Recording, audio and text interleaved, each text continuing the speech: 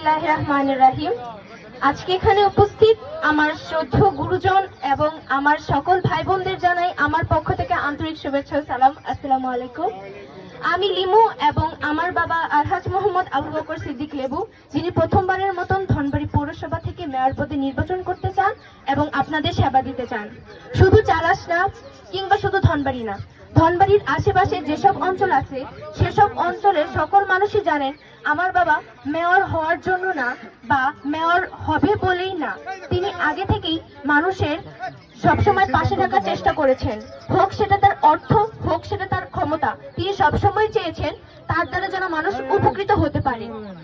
আমার বাবা আপনাদের মতের বিরুদ্ধে গিয়ে নির্বাচন করতে চান না, আপনাদের দোয়া এবং ভালোবাসা নিয়ে আগাতে চান বলেই এই পবিত্র রমজান মাসে এই ইফতার পার্টির ব্যবস্থা করা হয়েছে।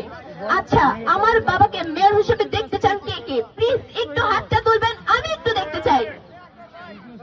ধন্যবাদ ধন্যবাদ ধন্যবাদ। আমি আরো বলতে পারি যে আমার বাবা মেয়র হলে রাস্তাঘাট উন্নয়নের পাশাপাশি যুবক সমাজকে মাদকের বিষাক্ত হাত থেকে রক্ষা করবেন। যদি আমার বাবাকে যোগ্য প্রার্থী বলে মনে হয় তাহলে অবশ্যই ভোটটা দিবেন। যোগ্য প্রার্থীকে ভোট দিন এবং আপনার শান্তিপূর্ণ পরিবেশ বজায় রাখুন। সবাই আমার বাবার জন্য দোয়া করবেন। ধন্যবাদ। আসসালামু আলাইকুম।